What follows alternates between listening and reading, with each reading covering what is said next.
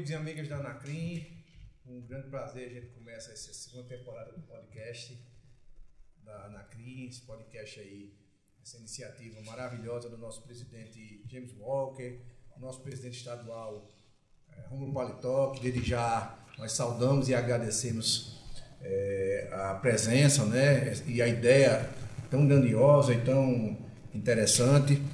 Meu nome é Gustavo Boto e estou aqui com Tatiana. Boa tarde, tudo bom? Queria também saudar todos aqui presentes. Boa tarde, doutor Genival. Boa tarde, Gustavo. Dizer que, mais uma vez, né, é um prazer estarmos aqui com o podcast da Anacrim para falar um pouquinho, né, sobre a advocacia criminal, a prática da advocacia criminal. E eu queria hoje apresentar, né, o nosso entrevistado, doutor Genival Veloso, de França Filho, que é um grande advogado criminalista, atuante já desde 1986.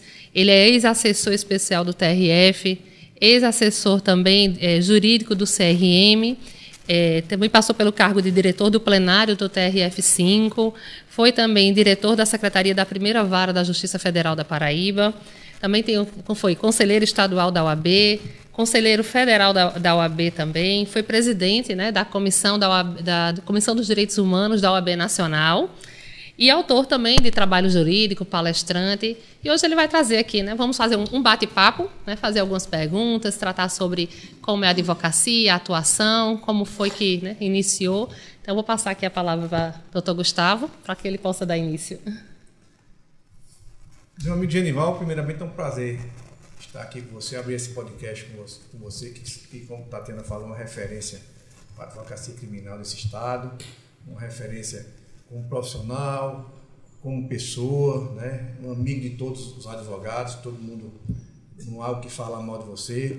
E a gente não haveria outra forma de começar, querendo ouvir como é que você se tornou advogado, como é que nasceu essa vontade de advogar, como é que começou a sua história aí na advocacia. Bem, inicialmente eu quero externar a minha alegria, o meu carinho todo o meu afeto por essas duas joias raras, esses dois craques da advocacia paraibana e brasileira, dizer que muito me honra a lembrança desse velho advogado que tanto já andou e perambulou pelos fóruns desse Brasil todo, né? Teve, não só na área criminal, mas também me especializei na área de direito médico e épocas atrás eu mais 2 ou 3 advogados no Brasil fazíamos essa parte. De modo que eu cheguei a advogar, a ter clientes em todo o território nacional, né? Inclusive, como falava agora há pouco com a Tatiana, tive clientes no Acre, perto do estado onde ela chegou a morar alguns anos, né? Que foi Rondônia. Exato, correto. Pois bem, então, meu amigo Gustavo, receba inicialmente esse meu carinho, né? E essa minha honra de estar aqui para dividir com vocês e com os seus seguidores, né, da minha introdução, da minha trajetória no mundo da advocacia criminal.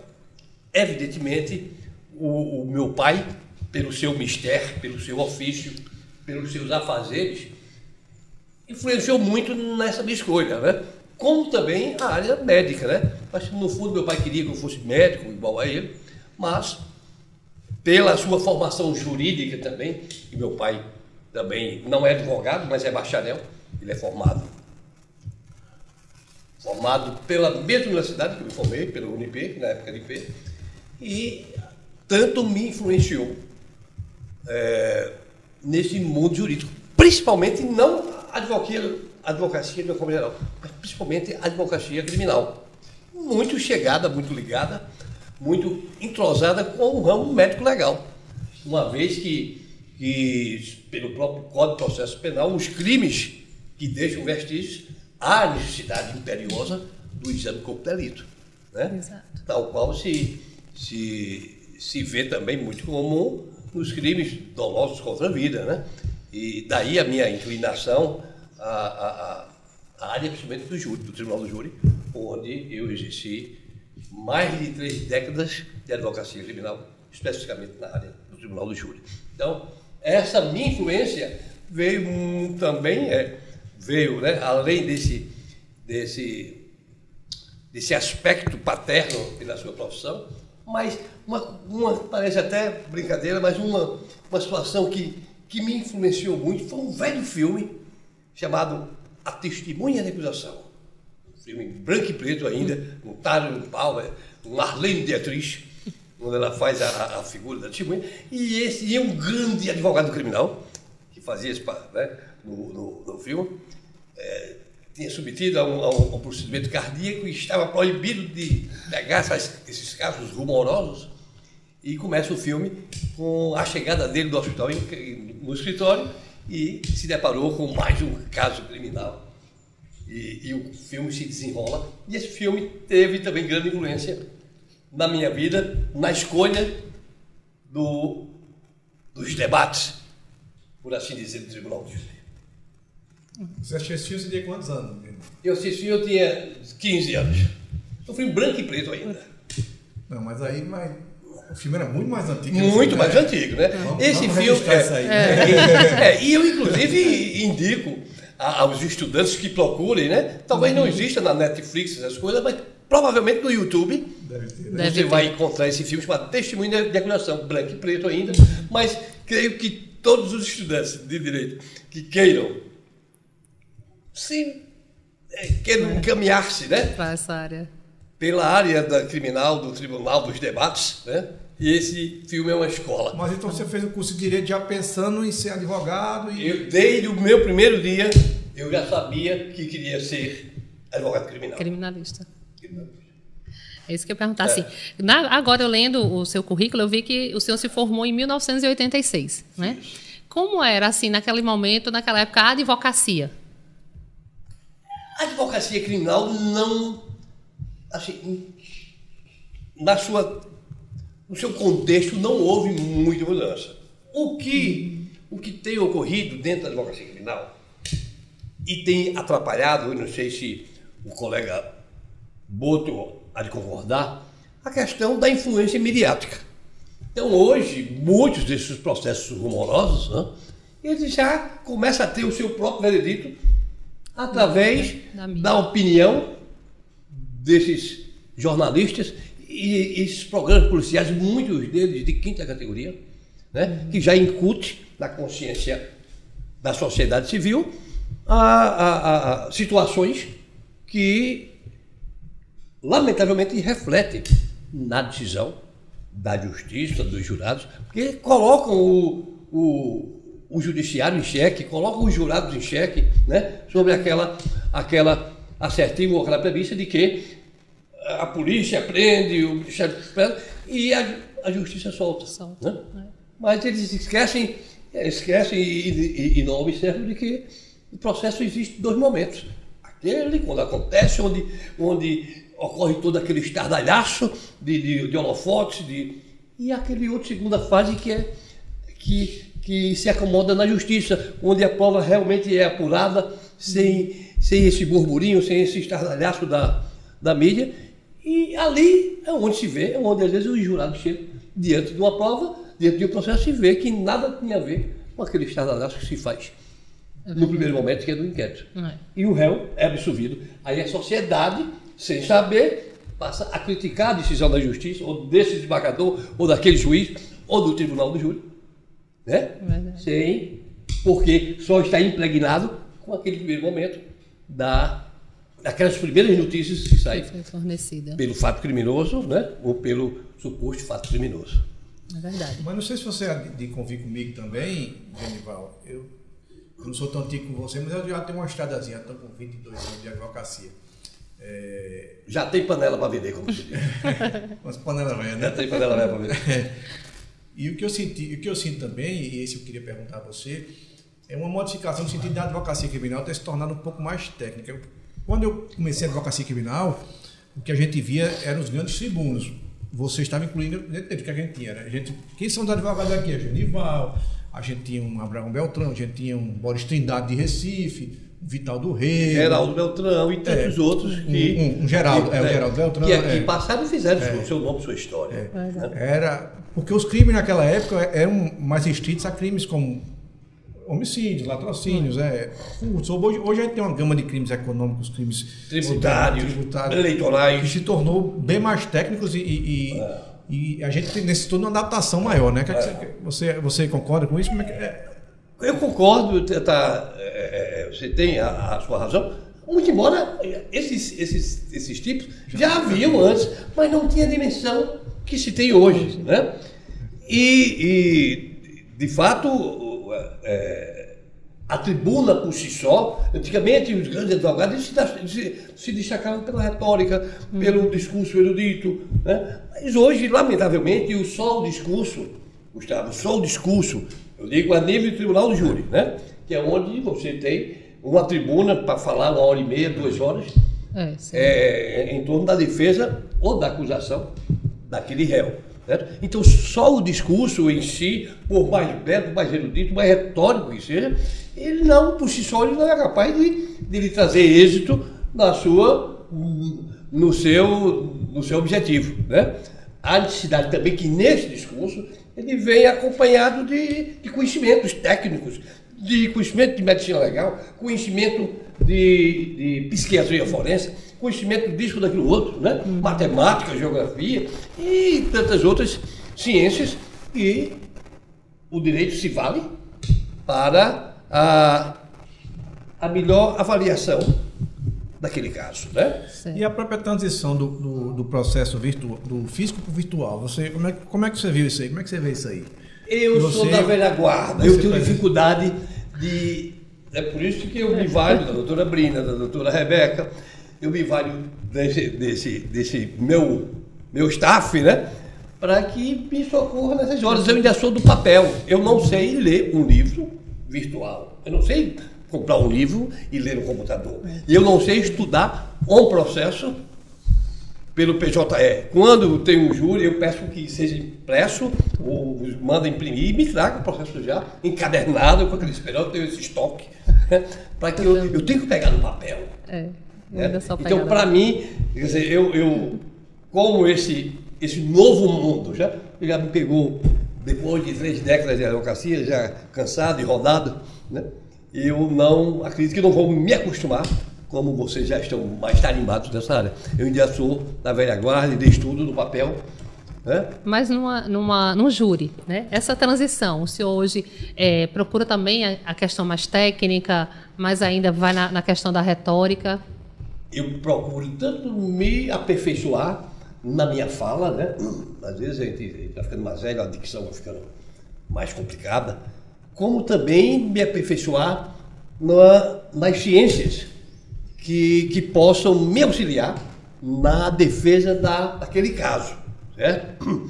Agora, e outra coisa, eu sempre tive o cuidado, e eu acredito que todos os advogados devam ser assim, acredito, de não importa se eu estou ganhando milhões como honorários ou se eu estou fazendo pro bono, o mesmo gás, o mesmo entusiasmo, né? O mesmo encanto que eu tenho em defender e em estudar, aquele processo que me paga, eu tenho também, talvez com muito mais ênfase, naqueles que estou fazendo pro bono. Eu tenho uma obrigação ainda maior pela dificuldade que esse ou aquela pessoa tem em suportar ônus para a sua defesa. Eu acho assim, eu tenho certeza que o senhor, diante de tanto tempo já, né, no Tribunal do Júri, o senhor deve ter casos emblemáticos para contar aqui para a gente, né? Alguns casos engraçados, outros tristes, né?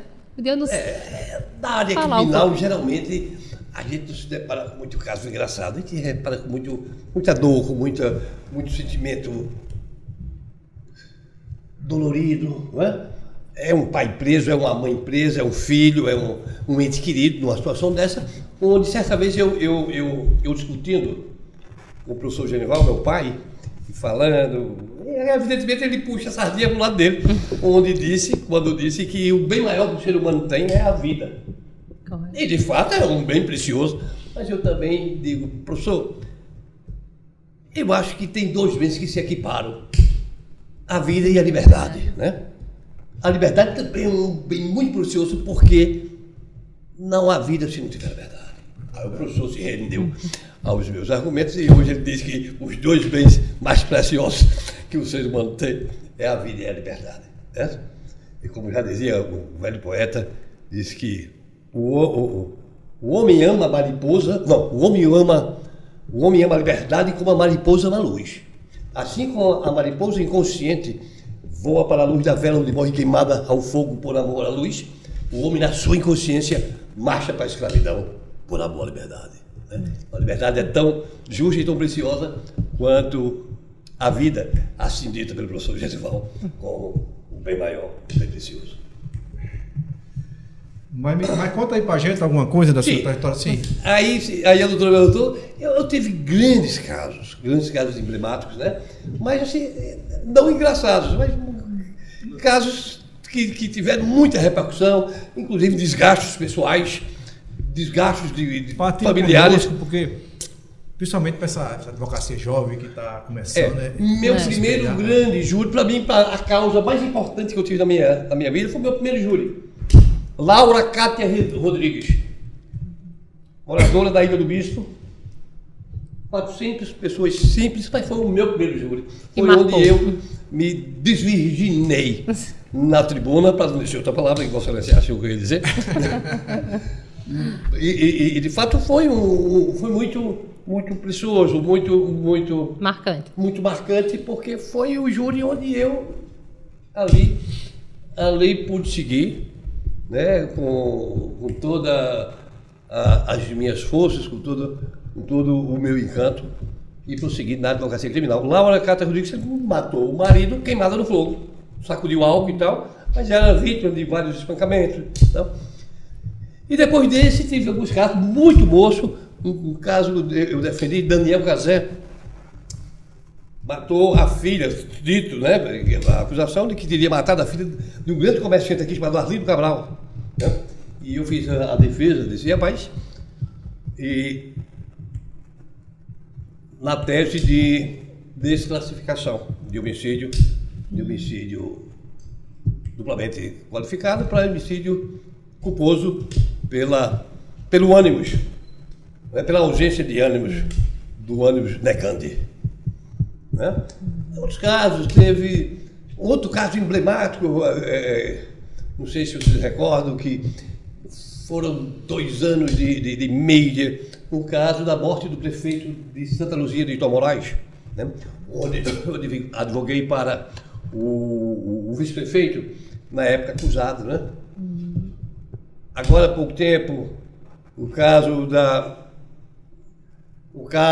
interessante, esse caso, que ainda não foi a júri, mas ainda está tramitando, Tassiana Ribeiro Coutinho, acusada de ter ceifado o seu esposo, né, com 5 tiros, mas esse caso muito interessante, com teses interessantes a ser apresentado ainda em plenário. Né? E outros casos, eu acho que teve uma época que os casos aqui, geralmente os grandes casos, ia para mim ou para Abraão, né? Ou eu estava na defesa, ou Abraão estava na acusação e vice-versa, né? Como o caso de Gabriel Castelo Branco, onde eu acusei e Abraão defendeu, outro que eu acusei e Abraão defendeu, foi aquele caso da morte do gerente do Banco Real, certo? E tantos outros que eu tive satisfação de trabalhar, embora às vezes em tribunas antagônicas, com o meu querido Abraão, também um grande advogado, e um nome a ser sempre lembrado na advocacia criminal. De uma genética, né, filho? E com genética aprovada com 100 metros. Com certeza. Nesses casos aí, sempre tem uma exposição mediática muito grande, né? Muito forte. E atrapalha. E como é a tua relação com a mídia? Porque a mídia às vezes castiga. A minha relação tem sido cada dia pior. Cada dia eu tenho deixado, não pior, não que exista nega, mas eu tenho me pronunciado muito pouco, porque o que tinha acontecido? Antigamente você ainda ia para a mídia discutir um processo, hoje é um risco, você está debatendo o seu processo, está manipulando e manejando prova em poste de rádio e televisão. Prova, eu costumo dizer aos meus alunos, prova se discute nos fóruns, né? Nos tribunais, né? No tribunal do júri. Está balançando prova. Você está dando leite você está dando margem para que o Ministério Público ou a outra parte, onde você se colocar no processo, tome conhecimento da sua estratégia, do que você quer, do que você não quer. Então, eu procuro, a cada caso que eu tenho me colocado como defensor, como patrono, eu tenho falado menos. Vocês podem ter até... você pode até verificar que eu tenho falado muito pouco na imprensa sobre questão de prova dos casos nos quais eu atuo como advogado criminal. Ao longo desses anos, doutor Genival, assim, como o senhor falou agora, o primeiro júri que o senhor fez, né? E como é até hoje, assim, o júri, eu digo a preparação, como é a motivação? Porque eu, pelo menos, nos júris, todo júri eu digo que ele é único, né? Eu não sei se o senhor também... Verdade, mas todo júri é único. Para mim, foi uma coisa que nunca mudou, né? A minha preparação ao estudo de um processo de júri que vai ajudar. É claro que a nossa experiência de vida nos ajuda. Antigamente a preocupação era maior, né? O tempo que se colocava para se estudar o júri era bem maior do que o de hoje, né? Mas os preparativos, os modus operandi para que eu e minha equipe toda se prepare para a defesa de um tribunal de júri, tem sido a mesma desde o primeiro júri de Laura Cátia Rodrigues, a cidadã da Ilha do Bispo, que inclusive foi absolvida. Né? Eu primeiro júri comecei ganhando, isso é bom. Ótimo. E devo isso a um grande amigo que hoje já está na sua terceira morada, o grande advogado de ofício aqui na época, que me ajudou, me chamou várias vezes para fazer júris pela advocacia de ofício, e eu fazia esse júri com ele, era José Derviller Aruna. Esse grande amigo do meu pai, sempre, Genivalzinho, aqui vai ter um júri bom, e me encaixava, eu ainda acadêmico de direito, né?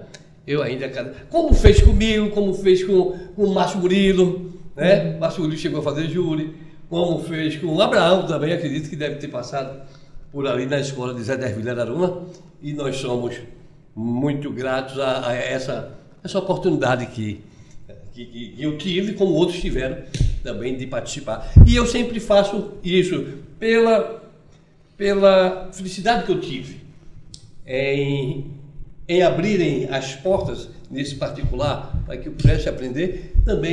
Eu também, sempre que posso, faço como professor. Às vezes ia ter um júri e tal, eu sorteava na sala de aula. Então, entre vocês, sorteio, eu quero 4 pessoas aqui para estudar o júri comigo e para comparecer e sentar na tribuna. Era aquela guerra na sala de aula que todos queriam ir, mas só podia levar 4 que eu tinha. E essas pessoas iam para minha casa, nós deixamos lá a poncheira com tangue e uma garrafa de café, e a madrugada corria dentro e a gente estudando. E a gente lá debulhando e debruçado nas folhas e nas páginas dos autos para que pudéssemos fazer a boa defesa, e todos eles animados, empolgados, né, se sentindo assim tão útil, tão importante também, e de fato foram importantes, como são importantes, né? E digo isso porque já teve situações que o estagiário fez: professor, e essa tese? Então, eu parei que a tese correta era aquele que o estagiário, né? Eu costumo dizer, amigo Boto, amiga Tatiana, que o êxito no tribunal do júri é a escolha da tese certa. Às vezes o advogado quer ir para aquela tese, a tese absolutória, como se ali fosse a última saída. E nem sempre a melhor tese é a tese absolutória. Teve um caso, e quem é testemunha disso é meu amigo Félix Araújo, e ele certa vez contou isso uma vez em sala de aula. Eu fui defender uma pessoa, filha irmão de um amigo querido lá em São João do Peixe. E ele é acusado, o Fibiel Estrela Fernandes, acusado de matar a mulher, ou ex-mulher na época, né? Também de uma família importante, filha Maris. e matou com não sei quantas facadas, 11 facadas, depois tentou suicídio e tal. E a acusação no júri, tendo a certeza de que a gente iria entrar com legítima defesa da honra, porque havia algum murmúrio de que ele ia alegar que estava sendo traído. E eu deixei o processo seguir. Eu não falava, mas deixei subentendido que a tese seria essa. E tanto é que no júri, a acusação fala primeiro e começaram a detonar, e eu disse, não, eu estou aqui surpreso. Estou promotor, doutor Félix Araújo, estou João Abrantes, também estava lá. Era um escola da advocacia, defendendo a bandeira da acusação. Eu disse, não, eu simplesmente aqui, eu vim para concordar muito com o Ministério Público. Eu vim para concordar com os senhores, e ele é o culpado. Não, mas ninguém pode deixar também de entender que estava ele sob a violência e sair pelo homicídio privilegiado. Né? E aí, segundo uma amiga minha que disse que era aluna de Félix, né? Disse, então, e nós fizemos um júri com os medudos lá de João Pessoa e quase éramos pegos no contrapé. E a gente perdeu esse júri, mas foi 4-3. No caso que todo mundo esperava 7-0. Entendeu? Então, tudo é a escolha da tese. Né? A tese, às vezes, a tese tem que ser a tese mais simpática. Né? A tese que seja, tipo, eu não posso nem falar agora em casa, porque tem que ser surpresa também. Como também em Natal, teve um caso, acho que um dos casos, durante os 10 últimos anos, o caso mais midiático que teve em Natal foi o caso de um policial civil que matou um outro policial civil, questões pessoais, inimizades. Via na rua, de noite, o policial vinha no carro, o que matou vinha numa moto e atirou na rua. E ali não cabia legítima defesa. A legítima defesa tem que ser naquele instante, não você perseguindo o outro. E o Ministério Público achava, inclusive, que a gente ia negar a autoria, porque no início ele quis negar, mas tanto é que eu não podia negar na instrução. A primeira vez que na instrução, no interrogatório da instrução, eu pedi para ele não dizer nada, porque eu não queria adiantar a minha tese. Já pensou? Eu já sabia que ia para o júri. Disse à pessoa que, olha, não tem como a gente vai para esse júri, mas eu quero que você use o seu direito do silêncio. Porque se ele fosse perguntar, é verdade, a acusação, então, ele ia negar, aí ia ficar, se eu fosse com essa tese, não, mas ele disse aqui na instrução, certo? Então, para não ter esse confronto do que ele disse na instrução com o novo interrogatório em plenário, eu preferi que ele ficasse calado na instrução, porque o juiz ficou sem entender. O direito dele, ele não quer falar. Direito constitucional. E não falou. Falou, disse, não, quero falar, ele disse, eu quero falar para o conceito de sentença, que é quem vai cuidar do meu caso. E foi realmente uma surpresa inédita. Colocaram o melhor promotor de justiça nesse caso, e eles estudaram para mostrar que tinha sido o camarada que saiu em vídeo, em satélite. O estudo parecia o FBI, que estava a serviço dessa causa. Aí terminou todo aquele aparato, o réu falou, isso na verdade só fui eu. Aí pegaram no contrapé, que achavam até então que ele ia negar a autoria. Não, fui eu. Aí eu entrei com uma tese de inexigibilidade de conduta diversa.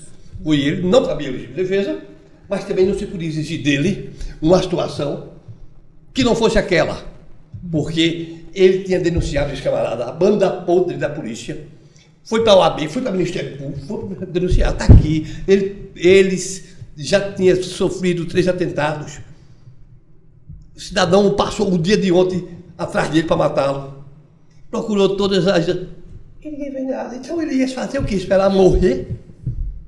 Aí foi onde a nossa tese, e eu particularmente, eu não achava que ia ganhar esse júri. O júri, ele foi preso na instrução do processo, fugiu do BOP, porque ele, como policial, o promotor tinha requerido para ele ir para o presídio, e ele chegando no presídio sabia que ia encontrar com o chefe de organização criminosa, de facção, e ele teria problemas nesse sentido. Então ele fugiu, então ele fugado, com todos isso. com todos esses pormenores em seu desfavor, e nós conseguimos pela feliz escolha da tese. Né? Tanto é que, no outro dia, meu amigo Zé Augusto Pérez, que é promotor de justiça, já foi procurador-geral, me manda dizer: negão, o que danado você fez? Lá em Natal, está todo mundo comentando que era um júri para o Ministério Público ganhar. Eu disse: deixa o Black trabalhar. E nesse caso, assim, quais são hoje... A Anacrim, ela é composta, né, de advogados criminalistas, e hoje a gente tem a jovem advocacia. E assim, queria saber do seu, quais seriam as dicas, né, do que fazer e do que não fazer no tribunal de júri? Bom, né, primeira dica: escolher a boa tese. A tese que seja mais simpática, a tese que seja mais coerente com as provas, né? Todo mundo quer a tese absolutória, mas nem sempre a tese absolutória é a mais simpática, é a que vai lhe garantir êxito. Né?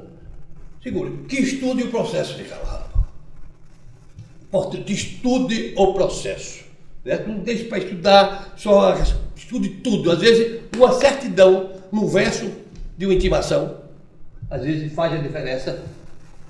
Faz a diferença, como teve um júri aqui em Cabedelo, onde foi um caso também interessante, o caso do Adriano Tosi. Você se lembra desse caso? Eu advogava para o filho de Pinto, Acorion, e Abraão para outro. Só que, e eu disse: Abraão, aí tem que ter Abraão no dia do júri. Ficou a defesa acusando um ao outro, o Ministério Público simplesmente cruzou os braços. Eu consegui absolver o meu, e Abraão não, e que eu disse: olha, Abraão, não adianta ir por ali, mas Abraão temperamental, né? Não quer perder o osso, quando está com o osso na boca, né? Me desculpe, meu amigo, meu querido, mas... E teve um detalhe, que o depoimento,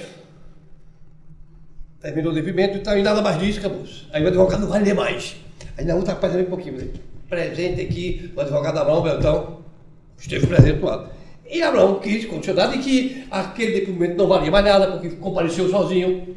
Eu estou escutando. Eu disse: não procede. A excelência não está certo, você não disse, não. Na minha vez eu disse: não, está aqui, pois Vossa Excelência esqueceu de ir, vai ficar essa página aqui, ó, só ler, não interessa, até aqui dizer que Vossa Excelência esteve lá. Agora, quem está mentindo, se é Vossa Excelência ou o delegado, eu não sei. Aí, não, mas que você faz isso comigo? Aí.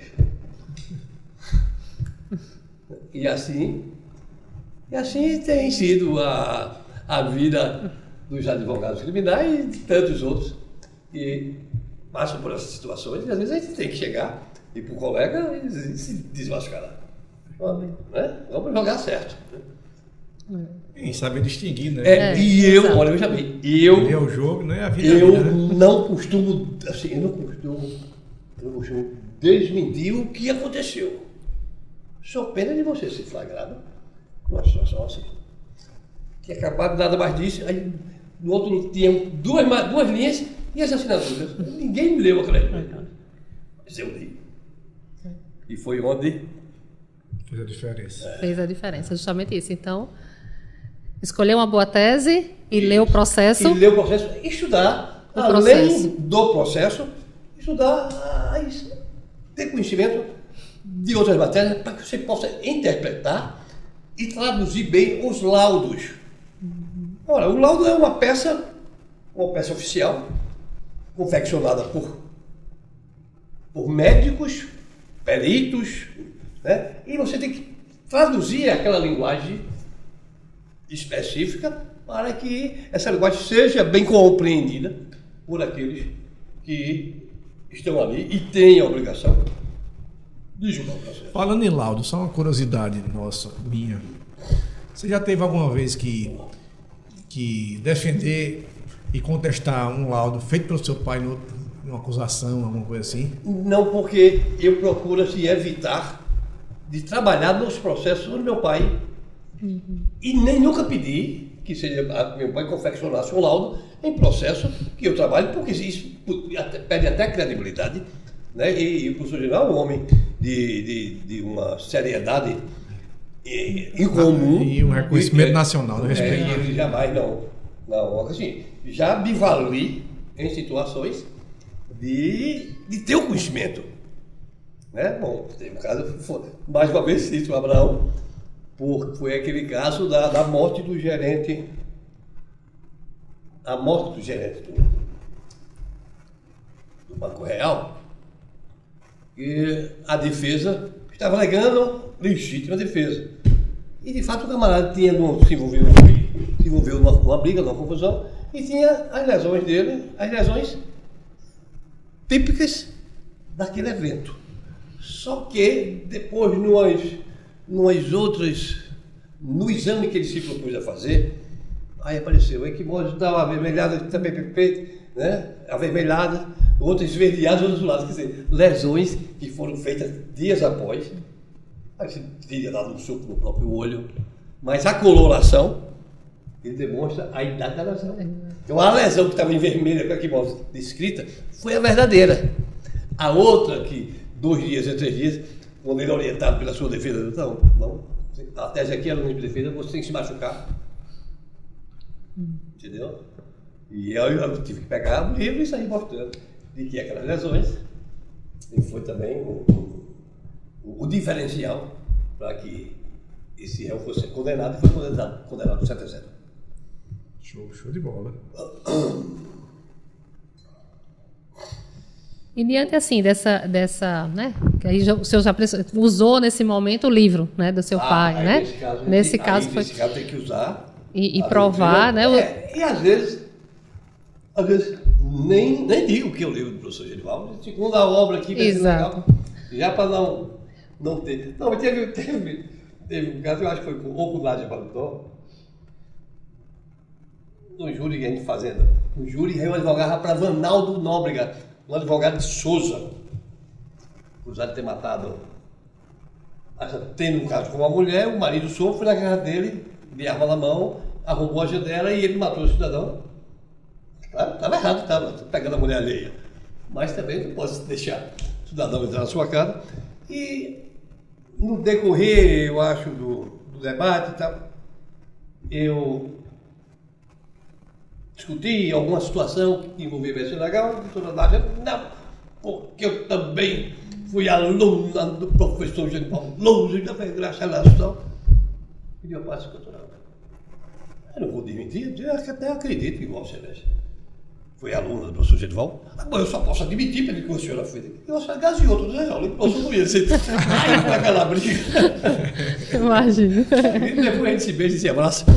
E nós somos amigos e irmãos, eu e a minha querida Nádia. E qual a influência que o Dr. Genival Veloso exerceu assim, na questão da sua advocacia? Como no início eu falei, eu acho que foi a maior influência, né?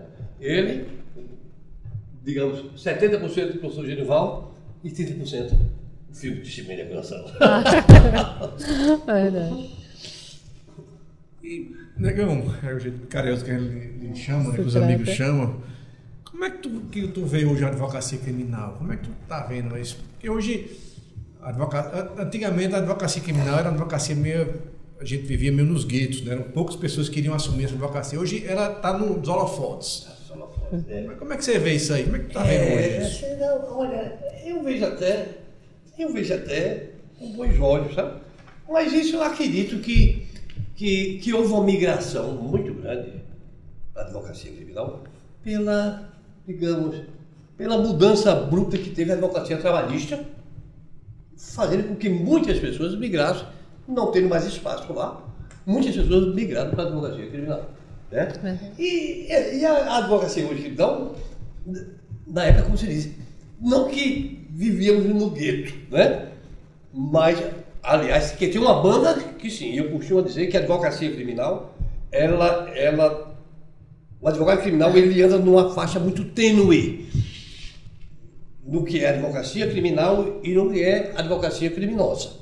Certo? Então, eu sempre tive o cuidado de fazer uma boa escolha dos meus casos, não que esse ou aquele caso não tenha direito de defesa, mas eu particularmente nunca defendi estuprador, nunca defendi organização criminosa, assalto de banco, latrocínio. Não porque não acha, eu acho que ele deve ser defendido. Mas eu, particularmente, eu faço a opção do que eu quero defender. Certo? Então eu fiz essa opção. Para que... Mas eu me refiro a gueto no sentido de que poucas pessoas queriam escolher. Na minha turma, acho que eu sou o único que é verdade, que mas é assim. verdade.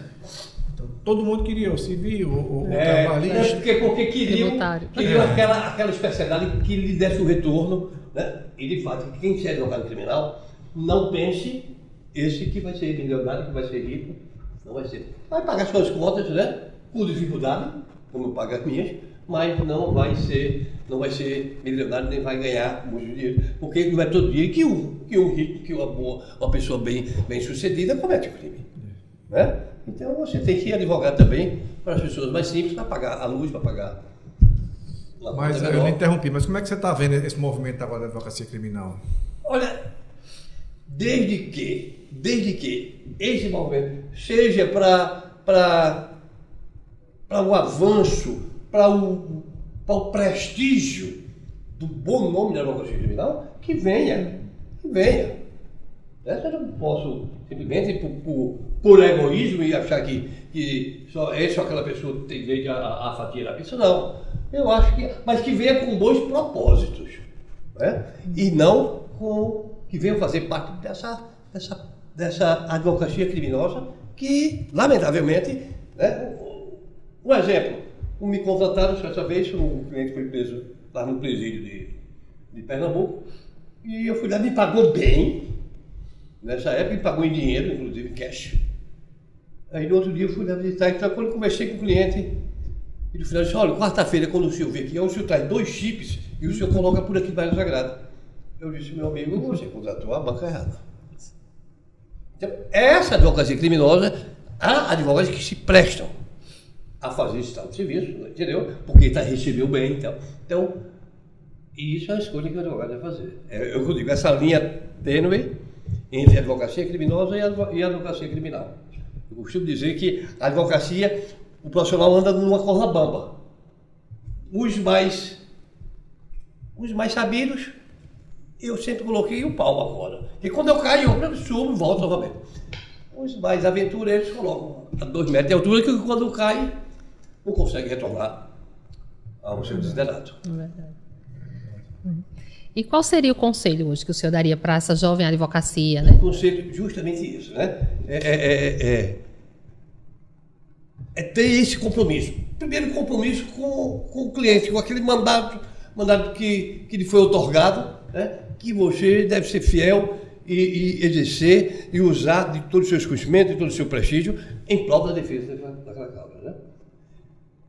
Ser honesto e fazer com que o seu cliente seja honesto consigo mesmo também, né? Eu costumo perguntar, agora, sai todo mundo, vai ficar eu e o cliente só. A história é essa, eu preciso saber da verdade dele. Isso aqui ninguém está me julgando, mas eu quero saber do que se trata, para lá na frente eu não sei. Pego uma contraprova e ficar com a defesa desmoralizada, né? Dando uma entrevista ou outra, eu me situando, né? Nessa tese, e lá na frente ser surpreendido com uma prova que lhe coloque fora desses fatos que você falou. Certo? Então, para que tenha essa honestidade, fazer com que o cliente seja honesto com você, tenha a consciência de que deve estar atualizado nas matérias específicas, né? Não só naquelas matérias como penal, processo penal, mas das matérias afins também, como medicina legal, como psiquiatria forense. Né? Teve um júri que se tratava a minha tese era de inimputabilidade. Eu estudei tanto esquizofrenia que eu estava ficando doido. Fui fazer depois uma consulta com o médico, eu já estava ficando pirado, achando que eu era psicopata também. Né? Da defesa do Menino do Bar, eu e o doutor Rogério Fialho, hoje, desembargador federal, a gente em Sapé foi defender Menino do Bar, psicopata moral. O doutor Rogério disse, nunca mais fazer um júri na vida, que foi muito nervoso, deu dor de barriga, Genivaldo não me chamou mais. Não, aliás, foi ele que me chamou para ajudar ele nesse júri, né? Até hoje, quando se encontra, se comenta Nino do Bar, psicopata moral, né? Corria no poder de sapé e tal, dando no povo. Era uma figura. Então, o cliente do Rogério trouxe para mim. Pois, amiga, é isso aí, é advocacia criminal, né? Não é um mar de rosas, mas quem gosta é sempre uma emoção. É verdade. Doutor Genival, assim, acho que tem mais alguma pergunta, doutor Gustavo? Não, é agradecer. É sempre um prazer conversar com você, é sempre um prazer. Prazer não, digo satisfação. Prazer bem íntima. Né? Mas nós temos intimidade. É um prazer também, queria agradecer em nome de Anacrim, viu, pela sua presença, pela disponibilidade, né, de estar aqui, né, falando um pouquinho da advocacia criminal, trazendo conselhos, assim, nosso agradecimento, viu, e que possamos em outros momentos também, né, ter outras oportunidades. Querida, eu termino também dizendo que foi um momento de muita alegria vir aqui e que me perdoem o meu jeito mais sincero, mais honesto, debochado, né? Foi ótimo. Peço perdão aos seus seguidores, né? E talvez esperasse aqui uma aula filosófica e tal, mas a minha vibe e a minha, como dizer, a minha imagem é essa. Genival ama e eu deixo, eu sou isso aqui. Certo? Hoje um beijo carinhoso para os dois, né? E me coloco sempre à discussão quando quiser debater este ou aquele tema. Tá, joia. Muito obrigada. Muito obrigado. E agradecemos tanto em nome da Anacrim, né, nacional, na pessoa do presidente James Walker, como também da Anacrim Paraíba, que é o nosso presidente Rômulo Paletó, viu? Muito obrigada. Um abraço e um beijo para meu amigo Rômulo. Tá, joia. Obrigada.